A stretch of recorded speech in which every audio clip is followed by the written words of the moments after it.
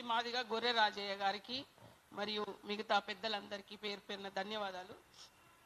నేను ఇక్కడ స్పీచ్ ఏమి ఇయ్యను కానీ ఒక 2 అంశాలు చెప్తాను. చాలామంది మాట్లాడినరు.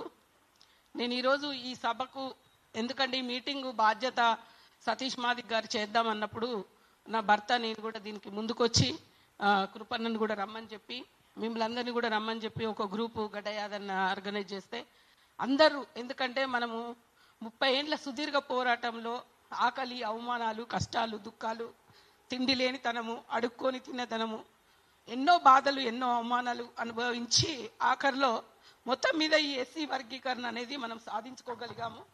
ప్రతి ఒక్కరి కష్టం ఉంది. ఆ బాధలన్నీ గుర్తు చేసుకుంటుంటే మిమ్మల్ని అందరినీ చూస్తుంటే తిరిగిన జ్ఞాపకాలు గుర్తొస్తున్నాయి, లేనితనం గుర్తొస్తుంది, కష్టాలు కన్నీళ్ళు గుర్తొస్తున్నాయి తప్ప నాకు సంతోషం అనేది ఎప్పుడు లేదు. అయినా కానీ ఈరోజు ఇంతమంది వచ్చినందుకు, కొన్ని అవాంతరాలు జరిగినా కానీ ఇంతమంది వచ్చినందుకు మిమ్మల్ని అందరినీ పేరు పేరున నేను ఆడబిడ్డగా ధన్యవాదాలు తెలియజేస్తూ కొన్ని విషయాలే మీ ముందుంచాలనుకుంటున్నాను. ఇక్కడ పొన్నాల యాదయ్య గారు, అమరుడు సురేందర్ మాదిక్ గారి తండ్రి గారు ఉన్నారు. ఒకసారి మీరు లేవండి అయ్యా. ఆ అయ్యగారికి మనం అందరం ధన్యవాదాలు తెలియజేద్దాం. అమరుల కుటుంబాల తరపున ఆయన అధ్యక్షులుగా ఉన్నారు. వారిని అందరినీ ఆయన మన తండ్రిగా మనమందరము ఆయనకు పాదాభివందనాలు తెలియజేద్దాం. ఎందుకంటే వాళ్ళ బిడ్డల్ని మన ఎంఆర్పిఎస్కి దానంగా ఇచ్చిండ్రు. అంతకంటే కన్న బిడ్డల్ని కడుపు కోత దుఃఖం తెలిసిన వాళ్ళకే తెలుస్తుంది. మనమందరం పిల్లలు కన్నోళ్ళమే. కొడుకును పోగొట్టుకొని పుట్టడు దుఃఖంలో ఉన్న తల్లిదండ్రుల కన్నీటిని తుడిచిన దామోదర్ రాజనరసింహన్న ఆ రోజు వాళ్ళ కాళ్ళు కడిగి కొత్త బట్టలు పెట్టి కన్న తల్లిదండ్రుల్లాగా ఆయనకు తోచిన సహాయం చేసి ఆ తల్లిదండ్రుల కడుపు ఆత్మకు శాంతి కల్పించాడు. ఆ గర్భ శోకాలకు నెమ్మది దక్కింది. దానికి నేను అన్నకు ధన్యవాదాలు తెలియజేస్తూ, వర్గీకరణ చేసిన రేవంత్ రెడ్డి గారికి ధన్యవాదాలు తెలియజేస్తూ, సుప్రీంకోర్టు జడ్జిమెంట్ ఇచ్చిన సుప్రీంకోర్టు 6 ధర్మాసనానికి, జస్టిస్ షమీం అఖ్తర్కి అందరికీ ధన్యవాదాలు తెలియజేస్తూ, మన ముందు వర్గీకరణ వచ్చింది, కంచములకు అన్నం వచ్చింది. ఇంతకుముందు కొంతమందికి అన్నం దొరికింది, కొంతమందికి అన్నం దొరకలేదు. అన్నం తిన్నోళ్ళు వచ్చి నిమ్మలంగా కూర్చున్నారు, అన్నం తిననోళ్ళము కడుపు మంటతో ఇక్కడ కూర్చున్నాం. అంటే వర్గీకరణ వచ్చి అన్నం తిందామని ఎంత ఆశగా ఎదురు చూస్తున్న వాళ్ళకు ఆ అన్నం తినకుండా చేస్తున్న కుట్రలు జరుగుతున్నాయి. అంటే ఆకలి బాధ తెలిసినోనికే ఆ దుఃఖం విలువ తెలుస్తుంది. కాబట్టి మనమందరము ఒక్కొక్కరి కష్టాలు చెప్పుకుంటే ఒడవని దుఃఖము 30 ఏండ్ల కథ ఒక్క క్షణములో ఒడవదు. కానీ నేను ఒక ఆడపిల్లగా, 1000 మంది మొగోళ్ళు, లక్షల మంది ఉండొచ్చు, కానీ మొట్టమొదటి ఆడపిల్లగా ఈ ఉద్యమంలో పనిచేసే అదృష్టం దొరికింది. నాకు దురదృష్టం కూడా నా వెంట ఇంకా వెంటాడుతూనే ఉంది. ఎందుకంటే ఈ జాతి కోసం నేను నా కుటుంబం కోసం ఏనాడు బ్రతకలే, నా తల్లిదండ్రుల కోసం, నా పిల్లల కోసం నేను ఏనాడు బ్రతకలే. కానీ ఈ జాతి కోసమే నిరంతరం తప్పించిపోతుంటే నన్ను అమ్ముడు పోయిన మనిషిగా, నన్ను ప్యాకేజ్ తీసుకున్న మనిషిగా, నేను జాతి వెన్నుపోటుదారురాలుగా, ఈ జాతికి నేను విషపురుగుగా నన్ను ప్రచారం చేస్తుంది సోషల్ మీడియా ట్రోలింగ్.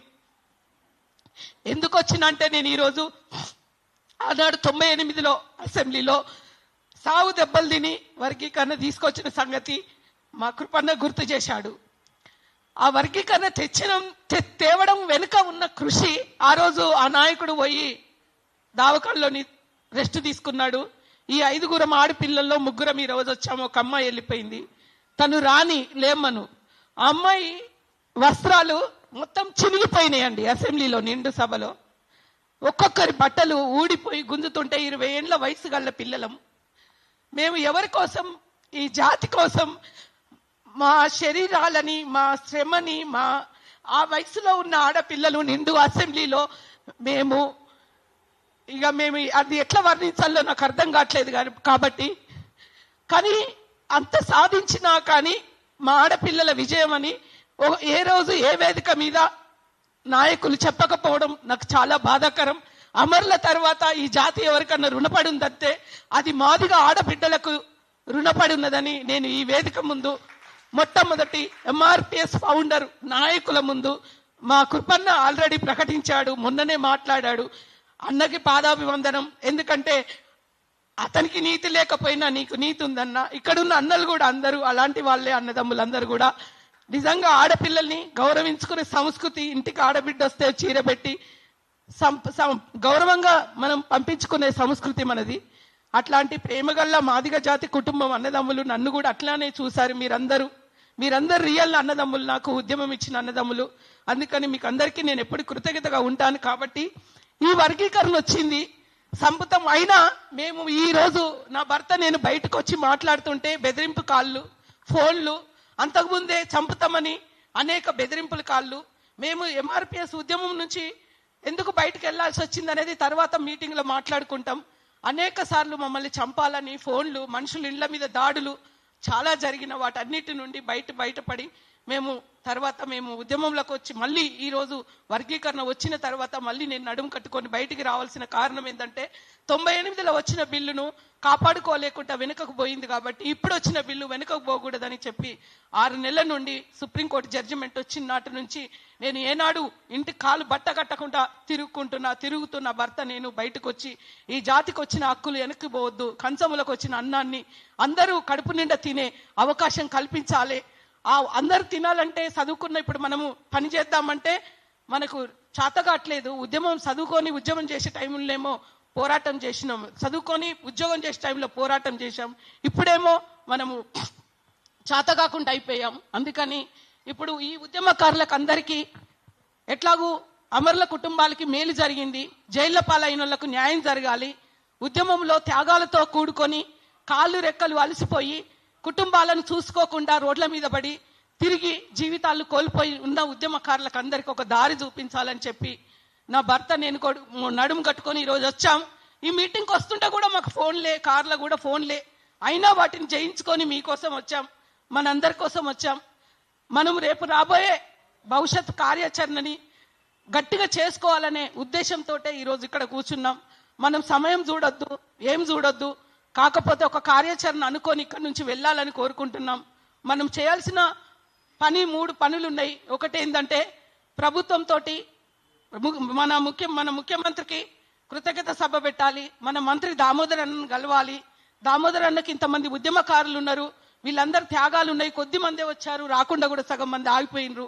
ఆగిన వాళ్ళని అందరినీ కలుపుకొని మళ్ళొకసారి మీటింగ్ పెట్టుకొని పెద్ద ఎత్తున ఇప్పుడు వర్గీకరణ చట్టం కాబోతుంది. ఆ వచ్చిన దాన్ని తీసుకొని అందులో 15% మనకు లాభం జరుగుతుంది, ఇంకా 85% ఇంకా మనం పనులు చేయాల్సి ఉంది. మనము వర్గీకరణ అయినా కానీ మన జాతి పని మిగిలే ఉంది. మనకి విద్య, ఉద్యోగ, రాజకీయ, సంక్షేమ, అభివృద్ధి పథకాల్లో మనం అందరం ఇంకా పనులు చేయాల్సిన అవసరం ఉంది.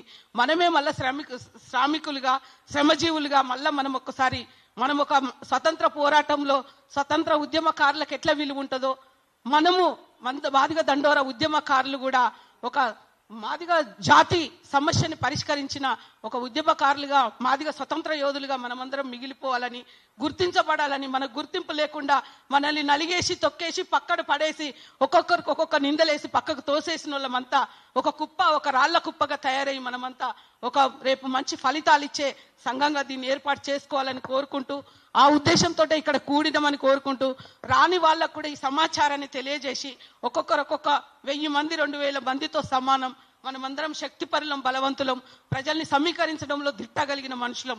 అందుకని ఈ సమాచారాన్ని ఊర్లలోకి తీసుకెళ్లి వర్గీకరణ అడ్డుకుంటున్న శక్తులకి మనం సభల ద్వారా, మాటల ద్వారా, ప్రెస్ మీట్ల ద్వారా, మీటింగ్ల ద్వారా మనం తెలియజేసి మనమంతా ఉద్యమకారులమంతా ఒకటిగా అయ్యాం. మనల్ని తీసేసిన వాళ్ళనే మనమే తీసేసినాము, మనమే వాళ్ళని పక్కన పడేసినామని ఈరోజు మనం అనుకొని మనం ముందుకెళ్ళి రేపటి భవిష్యత్ కార్యాచరణను సరిగ్గా మనం ముందుకు తీసుకెళ్దామని కోరుకుంటూ నాకు ఈ అవకాశం ఇచ్చిన అన్నకు ధన్యవాదాలు తెలియజేస్తూ, ఇక మీదట ఏదైనా సభ జరగాలనుకుంటే సమయానికి ప్రారంభిద్దాం.